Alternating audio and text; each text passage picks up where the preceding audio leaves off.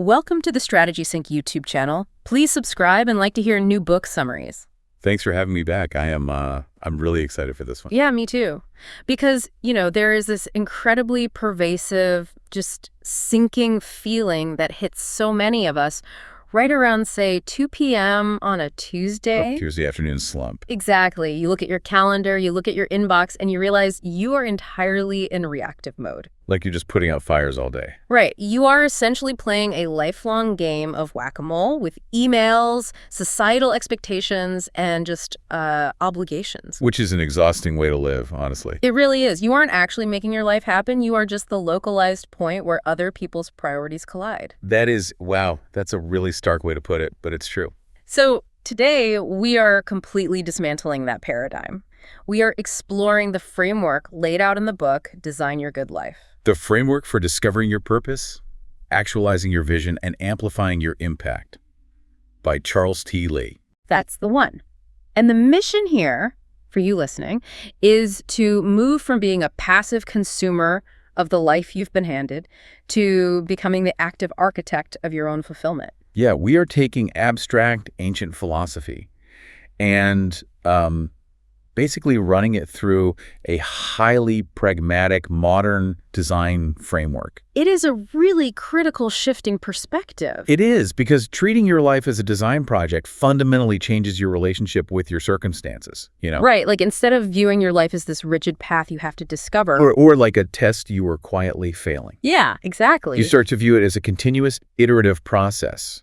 A design project doesn't have a single quote-unquote right answer. It has constraints and iterations. Right, and it requires you to constantly test hypotheses about what actually brings you fulfillment, rather than, what society dictates should bring you fulfillment. Okay, before we get into the actual mechanics of this framework, because we are going to get highly tactical today, we have to define the target. We need to know what we're aiming at. Exactly. What exactly is this good life we're supposedly designing? And to understand that, we need to look at the genesis of this entire concept for the author. So we are jumping back to a humid June twilight in New York City in the late 1970s. Right. Charles is 5 years old. He has just arrived from Korea. We are talking about a 7,000-mile journey that ends abruptly in the absolute sensory overload of Manhattan. You have the flickering neon lights, the yellow cabs cutting across intersections. The sheer vertical scale of the skyscrapers. And this overwhelming symphony of chaos. Yeah, and there is this really vivid image in the book of a 5-year-old kid with his arm hanging out the window of his uncle's car. Just feeling the thick city air against his hand. And for his parents, that skyline wasn't just architecture. No, it was the literal manifestation of the American dream. It was a gateway of hope. And that visceral moment, it encapsulates a very specific historical and cultural promise. Right, the whole idea of what the American dream was supposed to be. It's exactly. The American dream, in its mid-20th century iteration, was fundamentally a call toward a society of shared opportunity. It was an ethos built on collective hope. Right, the idea that upward mobility was accessible to anyone willing to apply themselves, and that this mobility would naturally yield a deeply fulfilling existence. But if we analyze how that dream evolved over the subsequent decades, we see a massive structural shift. Oh, huge. The ethos of shared opportunity quietly morphed into this hyper-individualistic race for material accumulation. Yeah, the metric for a good life shifted from community integration and intrinsic purpose to raw financial security. Right, square footage and job titles. We basically traded meaning for metrics. And it's insidious because those metrics are incredibly easy to measure, so we default to them.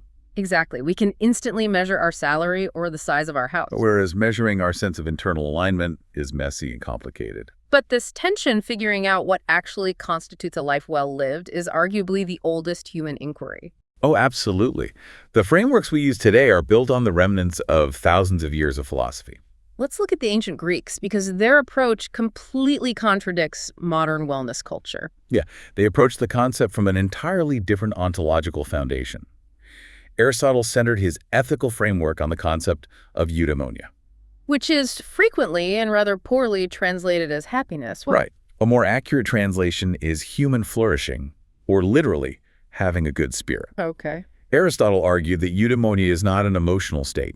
It is not something you feel on a Friday evening after a good meal. So it's not just a fleeting feeling of joy. No, it is an objective condition of living excellently which he argued requires a full term of years to realize. Meaning you cannot evaluate a good life in an isolated moment. Exactly. It is a macroscopic assessment of your entire existence. Furthermore, it requires the active, intentional practice of virtue, or roist. And here is the crucial divergence from our modern sensibilities. Yeah, Aristotle posited that suffering, friction, and profound hardship are not antithetical to the good life. They are the very mechanisms through which virtue is forged. Okay, let's unpack this. Wait, if Aristotle is saying that suffering and friction are required ingredients for flourishing, then isn't our entire modern wellness industry actually making us miserable? How do you mean? Well, the wellness industry is almost exclusively designed to hack our way out of any physical or psychological discomfort. Oh, I see what you're saying. Yeah, if our modern definition of a good life is just the total absence of stress, we've basically set an impossible metric that guarantees chronic disappointment. That is precisely the paradox of modern comfort. By pathologizing all discomfort, we strip ourselves of the resistance necessary to build psychological resilience. Right, if you view a good life merely as a state of frictionless existence, every obstacle becomes a tragedy. Instead of a training ground, exactly. And this Western focus on individual flourishing also contrasts sharply with Eastern philosophical traditions. Oh, completely. They offer a completely different architectural blueprint for life. Take Confucianism, for instance. Right, where the individual essentially doesn't exist in a vacuum. Exactly. Yeah. In Confucian thought, the atomic unit of society isn't the isolated individual, it is the relationship. The core concept is Ren, right? Yes, which translates to benevolence or humaneness. True fulfillment in this paradigm cannot be achieved alone on a mountaintop or in a corner office. It arises strictly through the diligent fulfillment of your roles within a web of relationships. What they traditionally categorize as the 5 key bonds, such as parent and child, or ruler and subject. So a good life is defined by collective social harmony, duty, and mutual obligation. Exactly. Personal success divorced from communal well-being is considered inherently defective. And when you start layering religious philosophies on top of that, you realize how incredibly diverse the blueprints for human fulfillment actually are. Oh, for sure. Buddhism shifts the paradigm entirely by pointing out that our constant craving for pleasure and aversion to pain is the root of suffering. Advocating instead for a virtuous life of detachment. Right. And Hinduism frames the good life around concepts of dharma, which is one's duty and righteous path. And that's intertwined with truthfulness and profound social responsibility. Then Christianity introduces the concept that human effort alone is insufficient. Framing the ultimate good life as a relational state of grace and divine trust. Exactly. And Islam offers a beautifully integrated view where the good life encompasses both pragmatic, material blessings in the present and rigorous spiritual preparation for the hereafter. When you lay all these philosophical and theological blueprints side by side, you start to notice a profound pattern. None of them are identical, yet they all demand intentionality. The cultural, religious, and socioeconomic ideals we inherit subtly write the underlying code for how we operate every single day. They define what we feel guilty about, what we strive for, and how we measure our own worth. Which exposes a massive flaw in how most of us approach self-improvement. Yeah, we try to take someone else's blueprint. Maybe a productivity guru's morning routine, or a societal expectation of what success looks like. And we just force it onto our own lives. But life isn't a factory assembly line. It's more like structural engineering. I like that analogy. Yeah, if you are building a bridge across a narrow canyon, you use a completely different design, different materials, and different stress calculations than if you are building a bridge over a massive, muddy river delta. The constraints dictate the design. Right, you cannot use a one-size-fits-all formula because the terrain of every human life is entirely unique. The terrain is unique, and the raw materials available to you are unique. And this realization requires a profound cognitive pivot. From seeking instruction manuals to developing adaptive frameworks. Which is beautifully illustrated by an experience the author had during the 1980s. Yeah, this moves us from high-level philosophy down to a very gritty, relatable reality. This is the moment that birthed the core thesis of the entire book. We are back in the 80s, the era of the latchkey kid. Charles is 9 years old. His parents are pouring every ounce of their physical and emotional energy into keeping a fledgling restaurant afloat. Which is the brutal reality of their American dream. This means Charles is coming home to an empty house every evening. He talks about the sticky linoleum floors and the loud, constant hum of an old refrigerator. Dinner time arrives, and he is staring into a pantry filled with mysterious plastic bags of grains, random vegetables, and packaged noodles. There are no prepackaged meals with step-by-step instructions. There are no recipes. And standing in that quiet kitchen, this 9-year-old realizes something profound. A recipe is completely useless if you don't possess the exact ingredients listed. That is a staggering realization for a child, and it serves as the central metaphor for life design. A recipe is rigid. Exactly. It demands a specific environment, specific tools, and specific inputs to guarantee a specific output. If you are missing an ingredient, the recipe fails. But when you understand the underlying principles of cooking, how heat interacts with proteins, how acid balances fat, how salt enhances flavor, You no longer need a recipe. right, you could look at a random assortment of ingredients and synthesize a meal. You stop being a technician following instructions and you become an active designer. And let's clarify that distinction because the specific language here matters. Right. The framework is not create your good life. It is design your good life. What is the mechanical difference between creating something and designing something? Well, creation often implies bringing something into existence without necessarily having a functional constraint. Like you can create an abstract painting just to express an emotion. Exactly. It doesn't have to solve a problem or support weight. Design, however, is intrinsically tethered to utility and constraints. Design is the systematic process of organizing variables to solve a specific problem within specific boundaries. When you apply design principles to your life, you are acknowledging that you have limited time, limited capital, and limited energy. And you are using those exact constraints to build a functional, beautiful architecture for your daily existence. The framework outlines 5 distinct pillars of this design philosophy. Let's break these down because they are the tools we need before we get into the actual phases of the process. The first tenet is intentionality and purpose. This is the cognitive difference between merely assembling flat-pack furniture so you have a place to sit versus designing a chair by studying ergonomics. Right, considering the aesthetic flow of the room and understanding the specific needs of the person who will use it. Intentionality forces you to elevate your gaze from the immediate task to the ultimate objective. The second tenet is problem solving. In a design context, problem solving is about addressing root causes rather than masking symptoms. If the check engine light comes on in your car, putting a piece of black tape over the light makes the annoyance go away. But it doesn't fix the engine. Exactly. In our lives, a quick fix for chronic burnout might be taking a long weekend.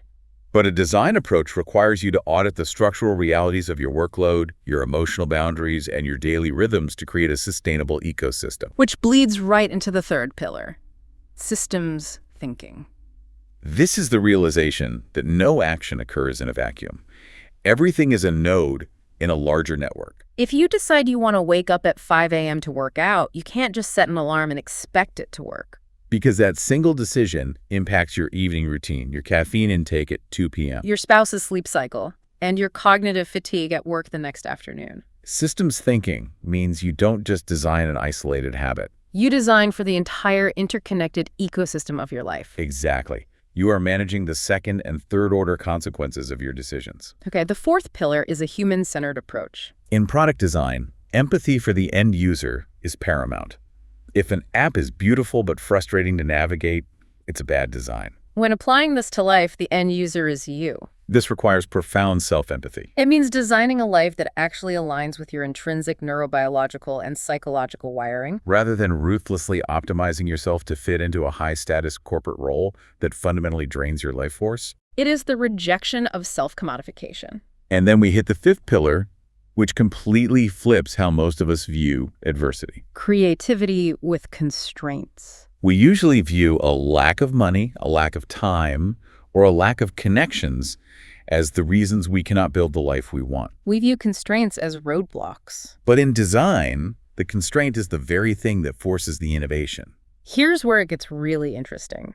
That is a neurologically proven concept, isn't it? It is. When the human brain is given absolute freedom and unlimited resources, it often defaults to the path of least resistance. Leading to derivative or bloated solutions. But when you introduce a hard boundary like, I only have 1 hour a day to build this business. Or I only have $500 to launch this project. Right. The brain's executive function is forced to bypass standard, lazy neural pathways, and synthesize novel connections. The constraint acts as the scaffolding for creativity. I love how liberating that is. You aren't failing at life because you're missing a few ingredients in your pantry. You just have to design a different dinner. You have to work with the friction, not against it. And this brings us to the actual execution.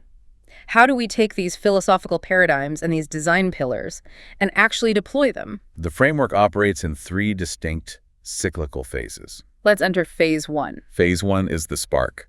This phase is engineered for those critical junctures where you feel completely immobilized by chaos. Or when you sense an impending transition but lack a coherent map. To understand the architecture of this framework, we need to note that each of the 3 phases is built on 4 structural elements. Mindset, skill set, drive, and outcome. In the spark phase, the mindset required is curiosity. The skill set you must deploy is ideation. The underlying drive is the search for clarity. And the ultimate outcome you are working toward is purpose. The vulnerability the author shows when introducing this phase is incredibly relatable. He paints this picture of himself sitting at his laptop, completely paralyzed. He is surrounded by stacks of discarded business books and optimization manuals. He is suffocating under the pressure of trying to drag an abstract idea into reality. Feeling like an absolute imposter because these rigid corporate frameworks just highlight how far away he is from an actual result. It's that horrible friction between the ambition in your head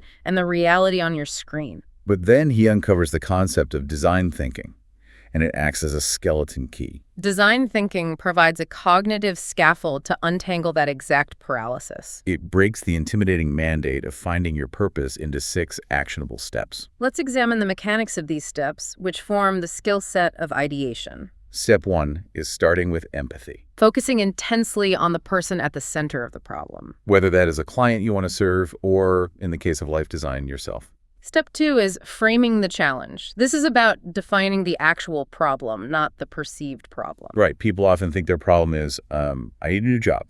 When the actual problem might be, I have 0 autonomy over my daily schedule. If you frame the problem wrong, you will spend years executing a flawless solution to something that doesn't actually matter. Precisely. Step 3 is ideating divergence. This is the brainstorming phase where you generate a massive, unfiltered volume of potential solutions. You suspend all judgment and logistical critique. Step 4 is converging ideas, where you reintroduce constraints and select the most viable, resonant path forward. And step 5 is where the magic really happens, prototyping rapidly. What does prototyping your life actually look like mechanically? It means that if you think you want to leave your accounting career to become a landscape architect, you do not immediately quit your job. Right, you don't take out a massive loan and go back to school. That is a massive high-risk launch. Prototyping means you go shadow a landscape architect for a single Saturday. You buy cheap software and design your neighbor's backyard for free over a weekend. You create a low-fidelity, low-risk experiment to test your hypothesis about what will make you happy. That is the essence of risk mitigation in design. You are gathering empirical data on your own emotional and psychological responses before committing massive resources. Which leads to step 6, iterating forward. You take the data from that prototype, refine your approach, and try again. This entire 6-step cycle is a machine designed to convert raw curiosity into structured clarity. And that clarity eventually solidifies into the final outcome of phase 1, which is purpose. But purpose is such an opaque, loaded word. To give it tactical weight, the framework leans heavily on 2 specific models. The first is Simon Sinek's golden circle. We are looking at 3 concentric rings. The outer ring is the tangible things you do, your job title, your daily tasks. The middle ring is the how the unique processes or values that differentiate your work. But the center ring, the bullseye, is the why. The why is your core belief. It is the fundamental driving force behind your actions. From a neurobiological perspective, what appeals to the neocortex, the analytical part of the brain that understands facts and figures. But the why communicates directly with the limbic system, which controls behavior, trust, and decision-making, despite having no capacity for language. When you articulate your purpose through a clear why, you aren't just creating a mission statement. You are locking into the biological drivers of human motivation. To complement the golden circle, the framework also integrates the Japanese concept of ikigai, which translates roughly to your reason for being. If you visualize a Venn diagram with 4 massive overlapping circles, you get a highly pragmatic roadmap for purpose. The circles are what you love, what you are naturally good at, what the world actually needs, and crucially, what you can be paid for. The inclusion of that final circle, what you can be paid for, is what distinguishes Ikigai from a mere hobby. It anchors spiritual and psychological fulfillment into the socioeconomic realities of survival. Finding the intersection of all four circles forces you to balance passion with pragmatism. It demands that your purpose be sustainable in the real world. That balance is essential, and the framework forces you to get incredibly specific by asking, what are you best in your world at? Right. Not the greatest in human history, but the best within your specific sphere of influence and network. But here's the massive trap of phase one. Oh, yeah. It is intoxicating to sit in a coffee shop with a fresh notebook, drawing Venn diagrams, defining your why, and ideating divergence. It releases dopamine without requiring actual risk. So, how do we cross the chasm from ideation to reality? How do we stop hallucinating about our potential and actually start executing without immediately drowning in the logistical weeds? That cognitive friction, the yawning abyss between a whiteboard theory and a tangible outcome, is where the vast majority of human potential stagnates. Transitioning out of ideation requires a deliberate shock to the system, which moves us directly into phase 2 of the framework. Actualizing the dream. Right. Dreams are completely inert if they remain locked inside your head. Phase 2 is about the messy, unglamorous, highly operational reality of execution. The structural elements here shift dramatically. The mindset becomes action. The skill set shifts to implementation. The drive is the pursuit of proof. And the outcome you arrive at is genuine confidence. Let's interrogate that mindset of action, because it is very easy to confuse movement with progress. If we connect this to the bigger picture, the text identifies a psychological trap that ensnares almost everyone: unproductive busyness. Or what behavioral psychologists might call action faking. This occurs when you engage in tasks that cosmetically resemble work, Like endlessly reorganizing your inbox. or perpetually tweaking the font on your website, or doing quote-unquote more research. These activities provide the neurochemical reward of feeling productive while actively shielding you from the vulnerability of putting your work into the world. True action-taking is fundamentally about assuming ownership and embracing vulnerability, It requires a daily choice of consistency over the illusion of shortcuts. and deliberately choosing growth over comfort. We are biologically wired to seek homeostasis and comfort. When you take real action, you are intentionally inducing stress on your system. It's like going to the gym. Exactly. It is exactly like the mechanism of hypertrophy in physical training. You don't build muscle by reading biomechanics textbooks. You build muscle by subjecting the tissue to progressive overload until it microtears, forcing the body to adapt and grow stronger during recovery. You have to put in the reps. The neurological equivalent of those physical reps forms the core of the phase 2 skill set: implementation and repetition. When you take your overarching why and break it down into smart, goal-specific, measurable, achievable, relevant, and time-bound. And track it using key performance indicators, you are creating a feedback loop. But the real magic happens through repetition. From a neurobiological standpoint, we are talking about Hebbian learning.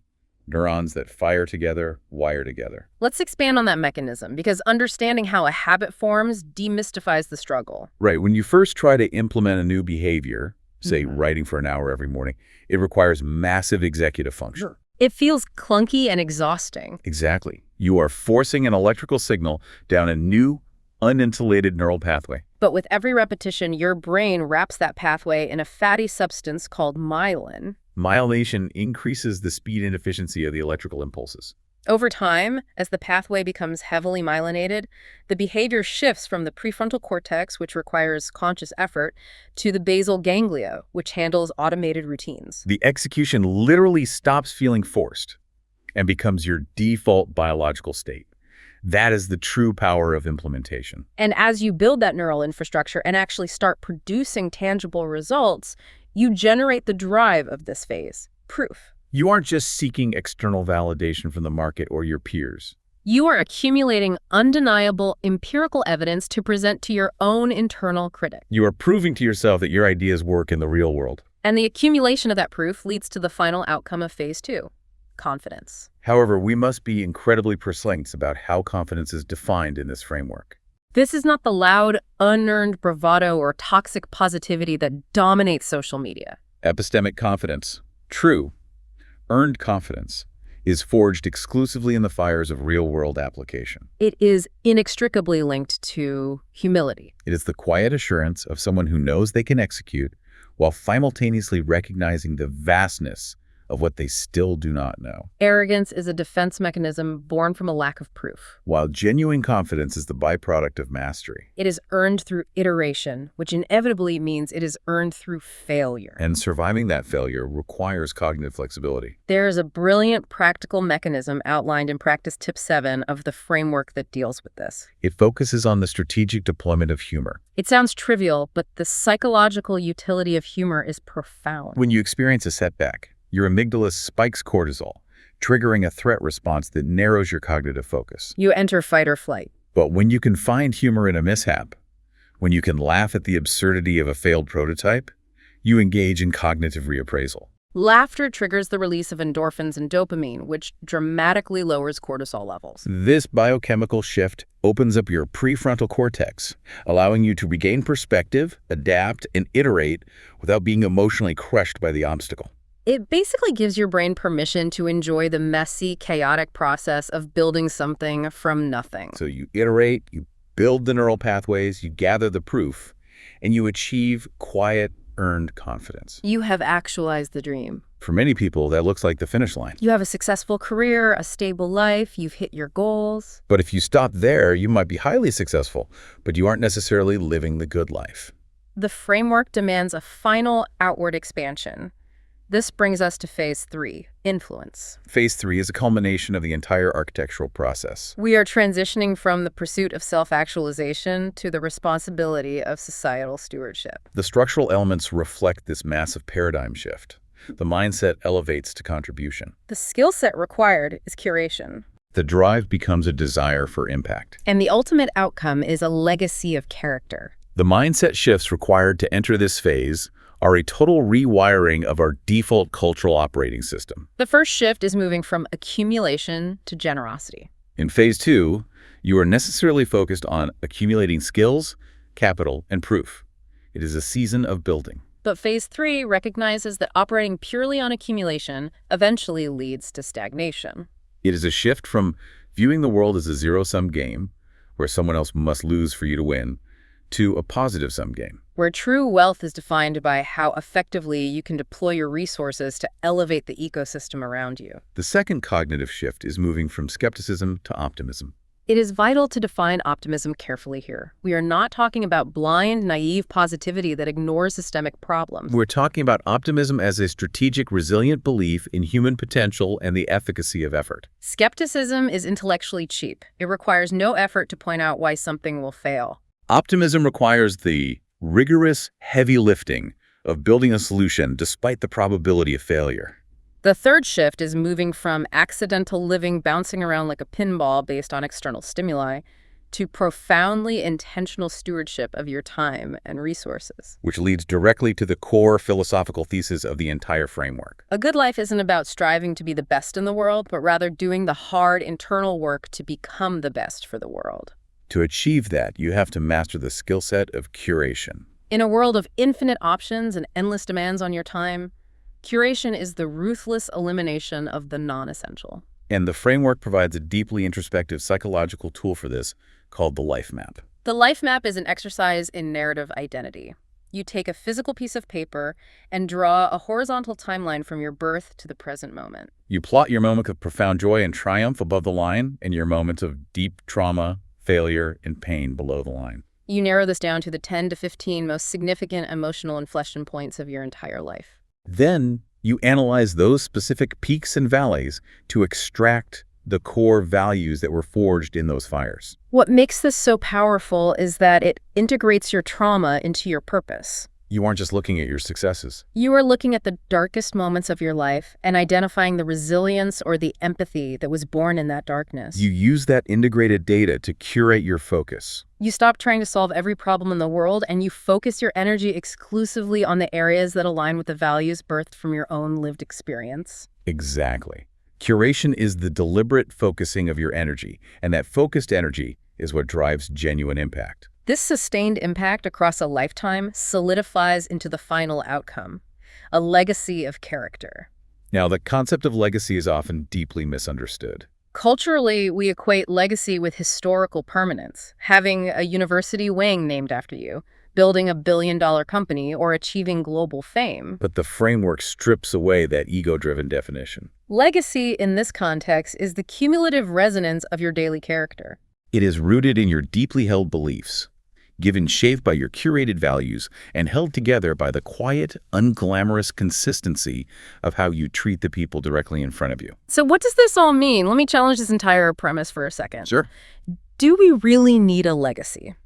If someone is listening to this massive framework, going from ancient philosophy to design thinking to neurobiology, they might just be thinking, this sounds exhausting. I get that. I don't want to change the globe. I don't need my name remembered. I just want a quiet, happy life where I pay my bills, enjoy my weekends, and don't hurt anybody. That is entirely fair.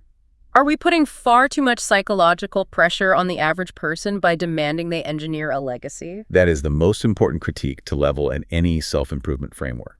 And the beauty of this specific approach is that it vehemently supports that quiet vision. How so? The text clarifies that a legacy of character is inherently intimate and often entirely invisible to the broader world. It is the micro-interactions. It is your daily integrity when no one is verifying your work.